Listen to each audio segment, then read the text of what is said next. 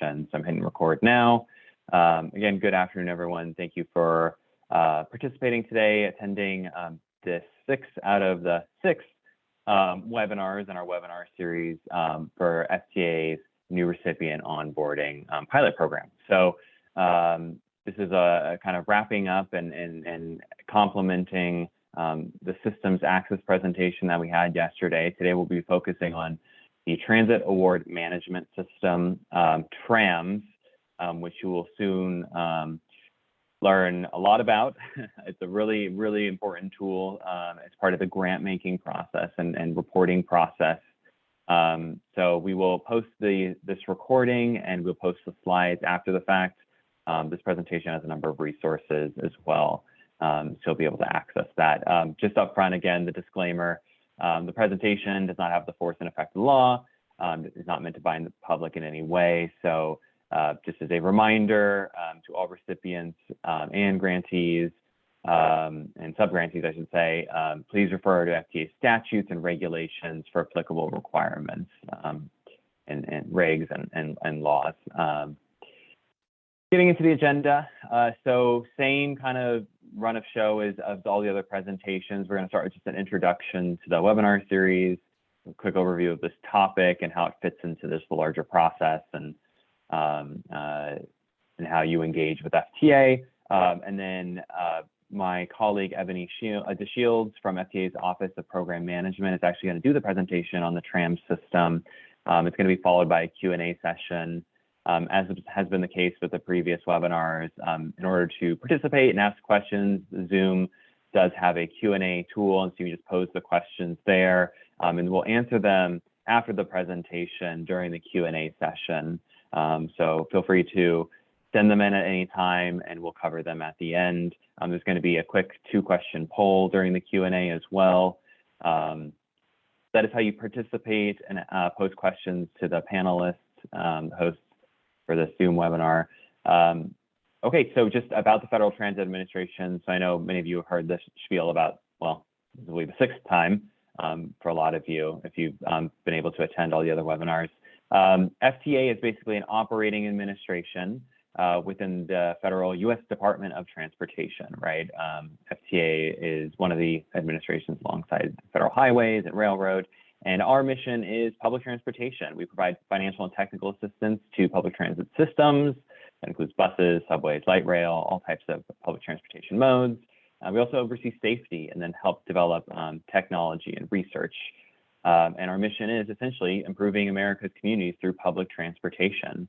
And in doing that, how we meet and advance that mission is partnering with local organizations like yourselves to construct and maintain projects. So we're very excited to have you, to onboard you as new partners, as new FTA grant recipients to further this mission. We very much rely on you all at the local level supporting your communities. And we also, in how we're structured, rely on our FTA regional offices.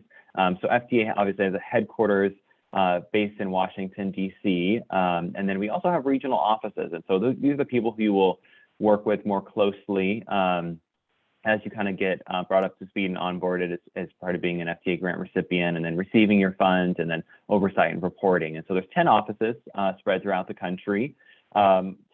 This webinar series really is meant to complement a lot of the work that the region staff already do to bring you up to speed on the requirements and the processes in order to get that grant. So it's really meant to supplement and complement a lot of the work that they do to educate and inform you. The onboarding and grant making process, this is kind of just aligned to the curriculum that we developed as part of this webinar series. So just the prerequisites at the organization level, what does it take for your organization to basically be certified and really approved as a recipient of FTA funds? So that's legal, technical, financial capacity. You have to have a civil rights program. And then the systems access and grant making process, right? Like what systems and softwares and tools does FTA use to conduct its business, to interface, to interact with you all, process requests, provide feedback, and then just ongoing reporting and compliance.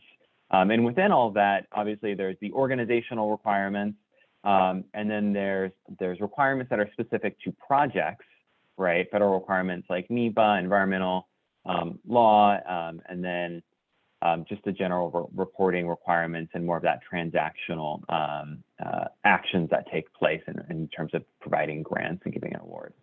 So the 6-part webinar series really was meant to be an onboarding, like this is an introductory overview of these topics. We chose these 6 topics, one, because they're just critical at the very beginning to help your organization get prepared and become ready to be an FTA grant recipient and to receive federal funds, but also so you have a little bit of a look ahead in terms of what is expected with federal requirements and how those apply to projects, right, with planning, environmental processes and requirements. And then the last 2 webinars that we have, yesterday's, which was focused on FACES, ECHO, and TD, all systems, software programs, and platforms we use. And then today's, which is focused on TrAMS. Those are all part of systems that FTA uses to conduct our business, to receive requests, applications, for funds from recipients. And so the systems access piece is really just explaining how you all will go about requesting and submitting information related to grants and just general reporting requirements. I did this primer on the last yesterday's systems access presentation. Again, FTA has multiple systems that support grant making and agency reporting. All these systems are maintained on the Appian platform. We call it TrIAD, which is Transit Integrated Appian Development Platform.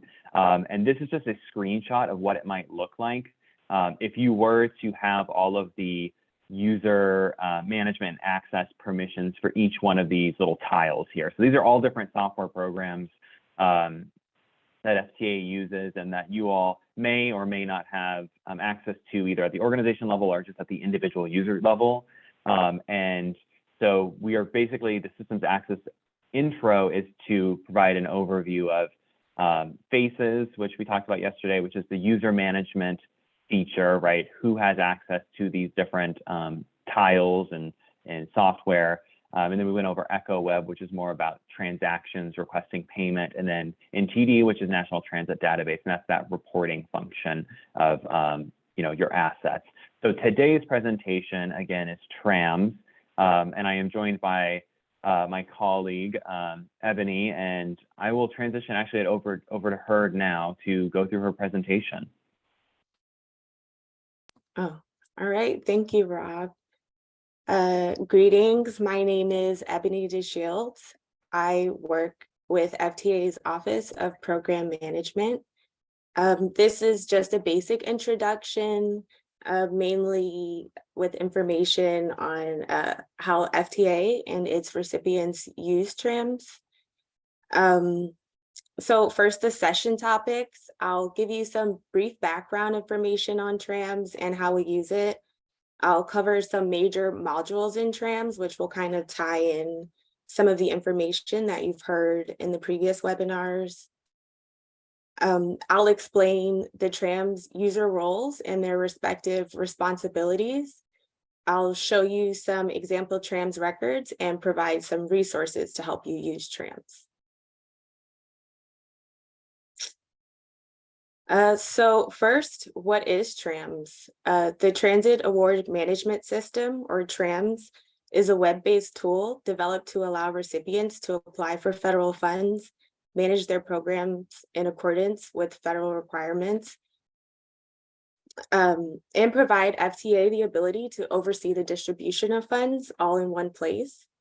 TrAMS is the system of record for FTA awards and recipients. All FTA funding is applied for through TrAMS, so it is critical to support our grant-making mission, and it's also critical for organizational reporting.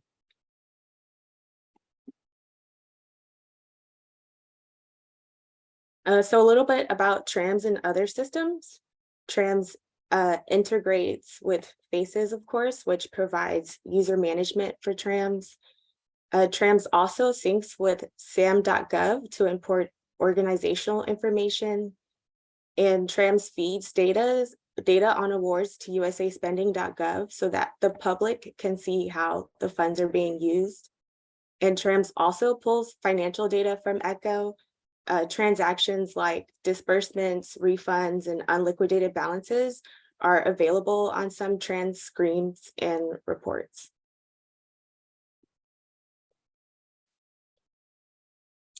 I'm waiting for the slide to advance.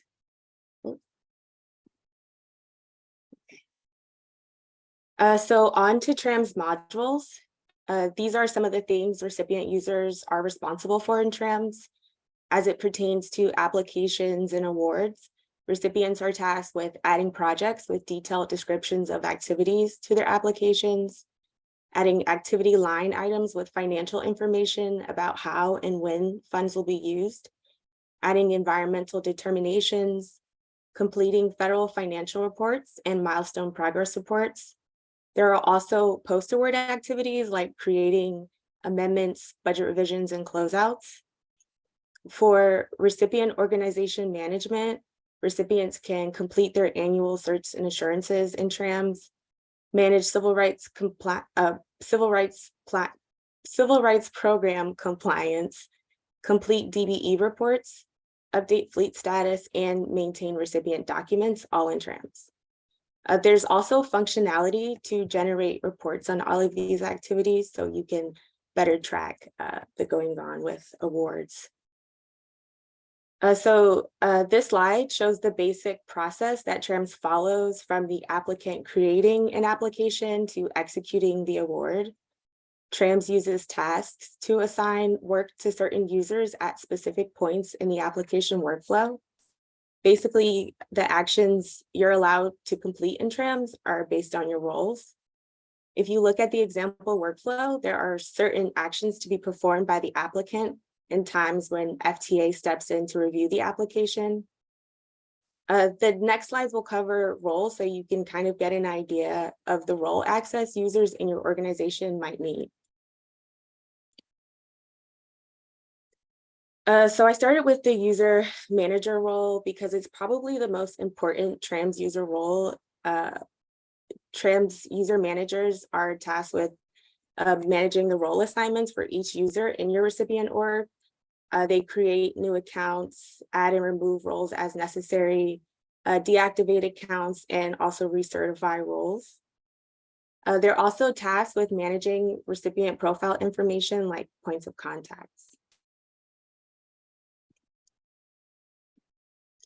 We have submitters who are tasked with creating, editing, and submitting applications.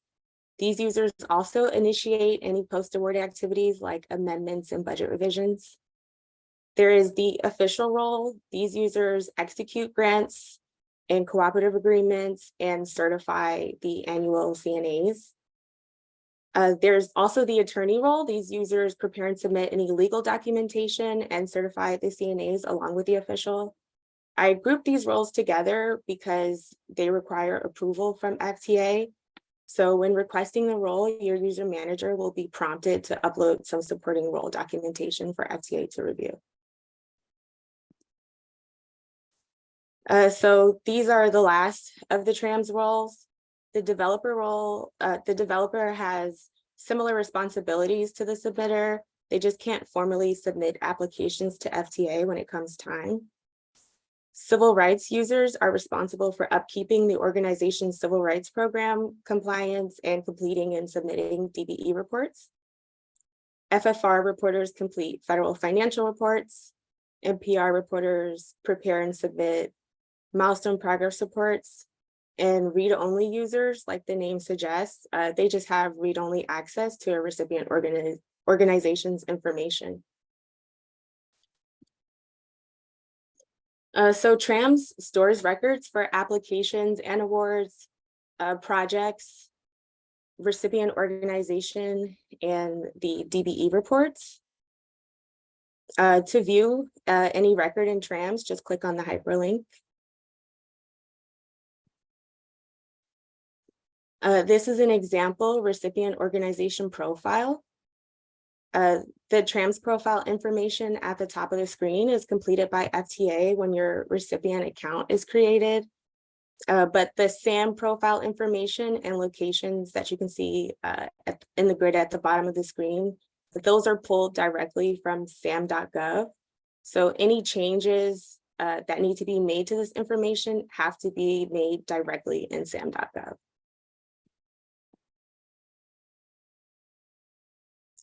Also, on the recipient organization record, there's a related actions menu.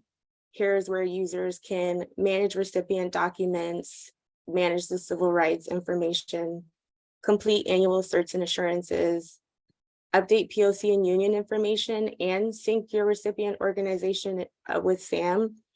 So TrAMS syncs with SAM nightly to display any updates to your recipient organization profile.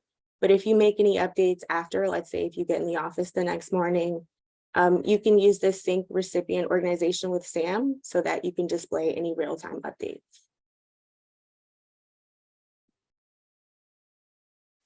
So here is an example of a TrAMS application record. This information is what the recipient would be creating. What the recipient would be entering. So some information about TrAMS applications.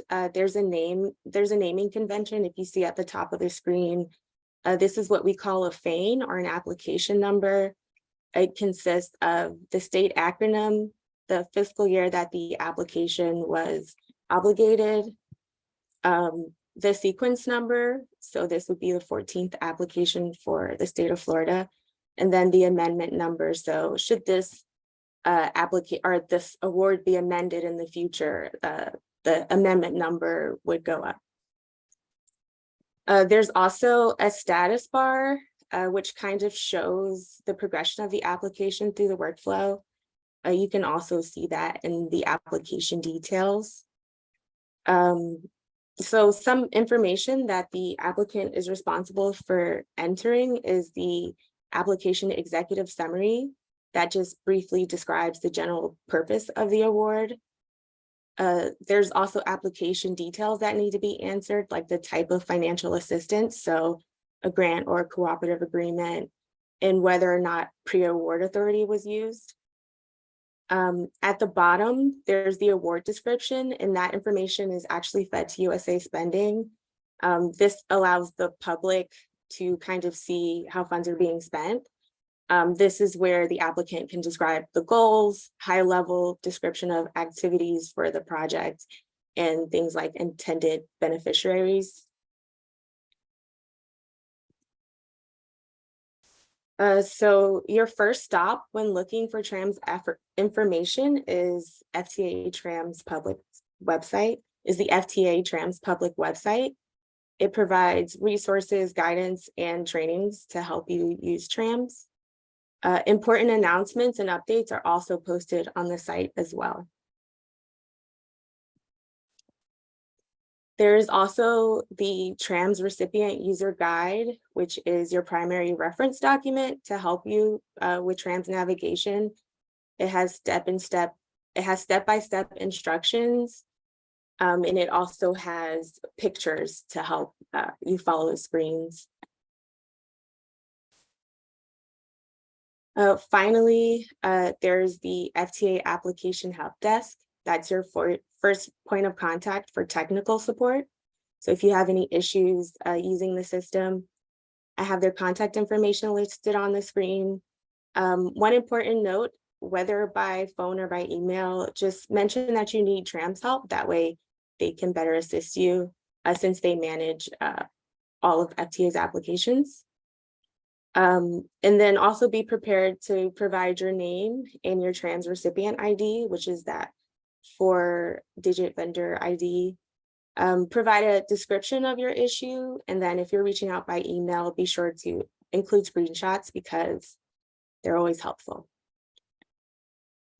Okay, I'm going to pass it back to Rob. Thank you.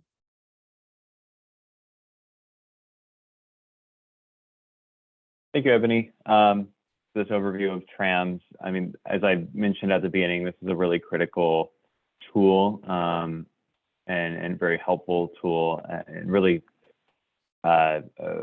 necessary in order to receive your grant as part of that grant making process.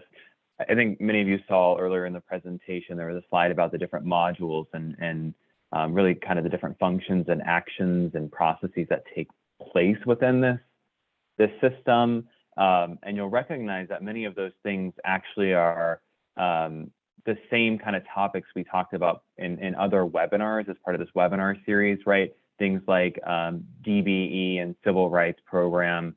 And so like the reporting and submissions, that's done through TrAMS. On the environmental side with projects, the environmental determination is done through TrAMS. Actually requesting the money, right? Putting in the application, describing the project, that is done through TrAMS. So there's so many things as far as like setting yourselves up as an organization, but then also at the project specific level, getting the environmental process started and then requesting the actual money itself, that is all done through this TrAMS system. And Ebony already explained how that interfaces with Echo and other processes and systems like SAM. And so it is a really important tool. I know that, a few folks on this call probably won't ever interface with this. This might be someone else's responsibility, but because this tool itself, the system is just so central and core to how we provide, conduct the grant making process.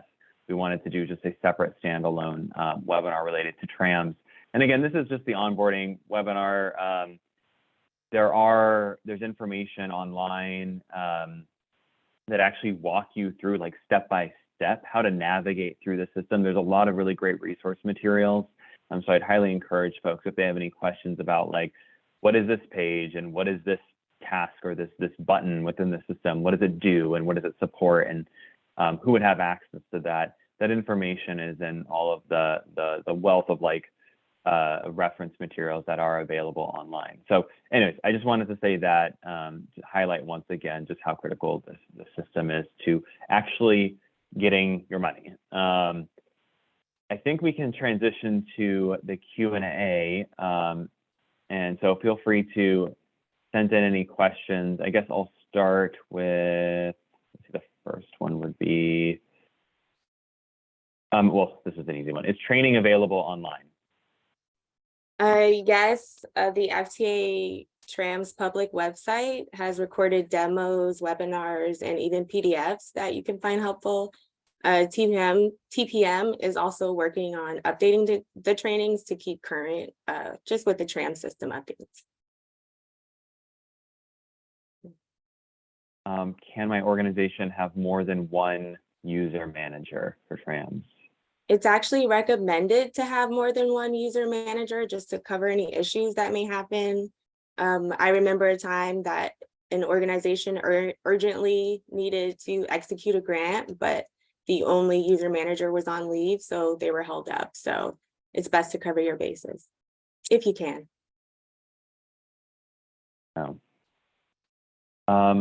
This is a great question. Would a director need to execute a grant award, or could an assistant director be allowed to execute the award? So it's not dependent on the titles that you have in your organization. It depends on your TrAMS access. So the role to actually execute a grant is called the official role. So you can have your director user in TrAMS, just make sure they have the official role in their TrAMS account.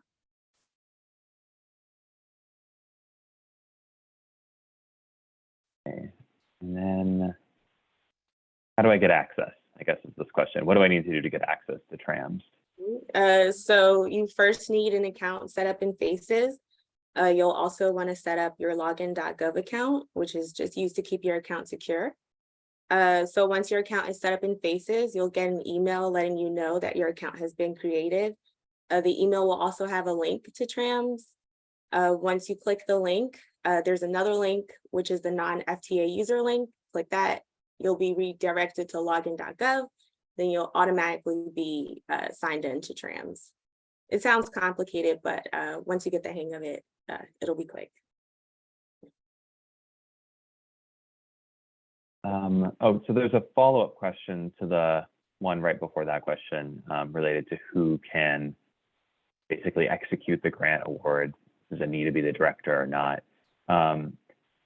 So could the TrAMS manager be able to pin for a director?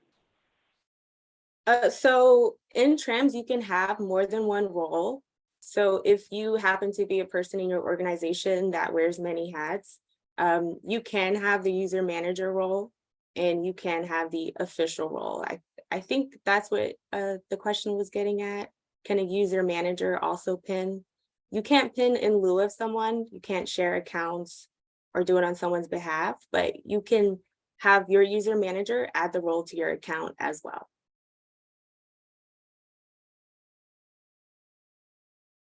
So we're answering that question. Let us know if you have a follow-up.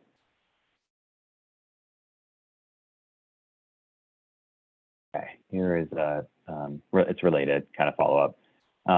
Will FTA allow the director to pin certs and assurances, CNAs for attorneys this year as they were granted in the past?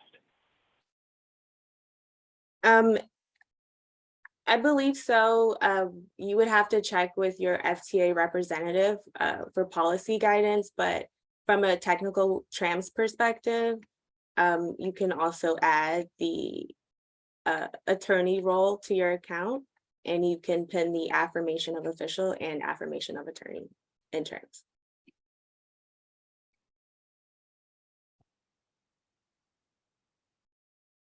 I'm going to pause for a split second, well, maybe a few seconds, and launch this poll. So this is the same poll we've done for all the webinars.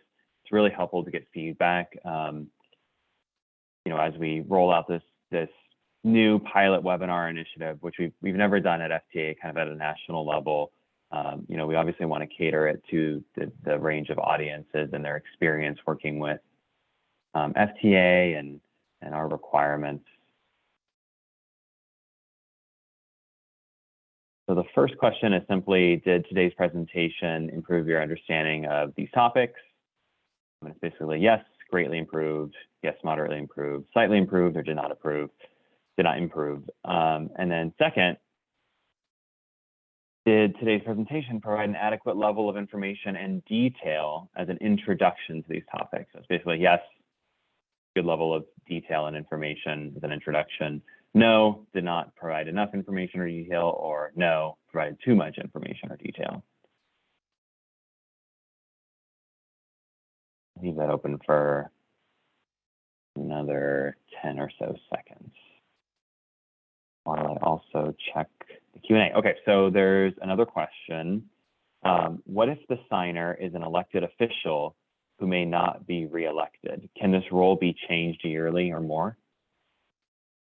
TrAMS will allow you to change the role yearly. Sometimes, positions change. So yes, you can add new users to your organization as necessary. Okay. Anyone has any other questions? Feel free to drop them in.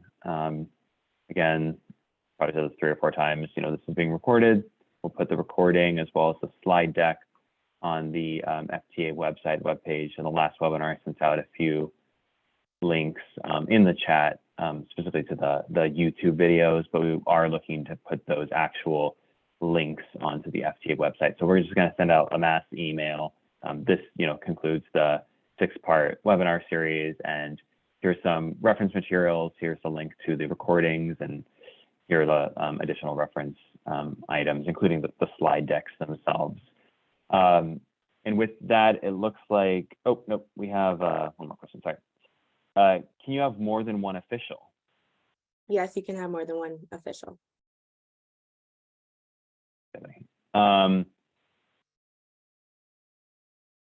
Okay, well, if I don't see any other questions, but I will say if there are further questions, you can, and it's specific to the application, like functionality, Ebony mentioned, please reach out to the help desk itself, mention that you are seeking guidance on TrAMS specifically, and then also your regional office. I think I've said this many times on all these webinar series that a lot of the work that we're doing as part of just bringing you all up to speed and educating you on these topics is meant to complement what the regions already do.